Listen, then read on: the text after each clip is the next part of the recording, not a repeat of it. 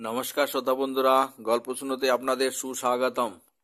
বন্ধুগণ, গোপাল ভাঁড়ের মতো রসিক গল্পকার আপনারা কোথাও দেখেন না হয়তো।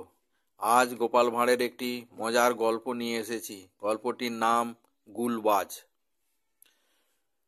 গোপালের কাছে এসে মাঝে মাঝে একজন গুলবাজ লোক নানান ধরনের গুল দিতে থাকতো।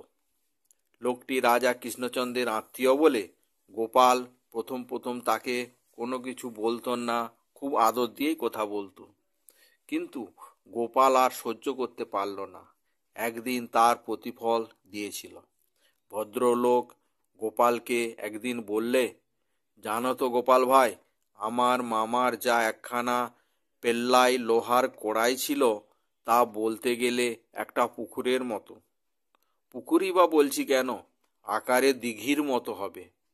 রান্নাঘরে সে কোড়া রাখা সম্ভব নয় বলে আমার মামা সেই কোড়াটাকে একটা মাঠের মাঝখানে রেখে দিত। বর্ষাকালে সে কোড়াইতে এত বৃষ্টির জল জমা হতো যে সেই জলের মধ্যে লোক স্নান করতে পারত, সাঁতার কাটতে পারত বা অন্যান্য কাজে ব্যবহার করত।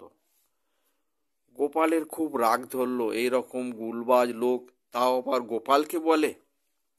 গোপাল গুলবাজ ভদ্রলোকের কথা শুনে সেদিন আর চুপ করে থাকতে পারল না। সেও তখন নিজের গুল শুরু করে দিল।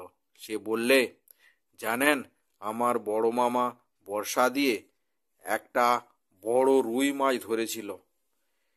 সেই রুই মাছটা এতই বড় ছিল যে তার মাথা লম্বায় প্রায় 60 হাত, আর পুরো মাছটা লম্বায় কত বড় তা মাপা সম্ভব হয়নি।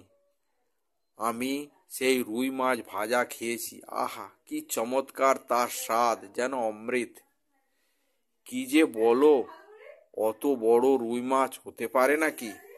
সেই ভদ্রলোক বলল, তাছাড়া অত বড় রুই মাছ ভাজতে বড় বড় কড়াই লাগে, তো তা কোথায় পেলে? তখন গোপাল এক গাল হেসে বললে, আমার তা জানা আছে বই কি। আপনার মামা বাড়ি থেকে যে বড় কড়াইখানা ছিল, যেটা আপনি মাঠের মধ্যে রেখে দিতেন, আমার মামা সেটাই এনে তাতে বড় রুই মাছটা ভাজত। আর গোপালও কাছ থেকে এই রকম উপযুক্ত জবাব পেয়ে সেই গুলবাজ ভদ্রলোক একেবারে চুপসে গেল। আর কোনোদিন গোপালের কাছে এসে তার গুল দিত না। গোপাল আবার বলে, আহা, মাছ তো নয়, যেন অমৃত।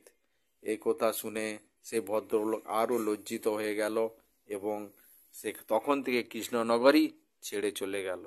তাহলে বন্ধুগণ, আজকের গল্পটি কেমন লাগলো কমেন্টস করে জানাবেন। ভালো লাগলে লাইক করবেন এবং শেয়ার করবেন। আজকের গল্প এখানেই শেষ করছি। জয় হিন্দ, জয় ভারত।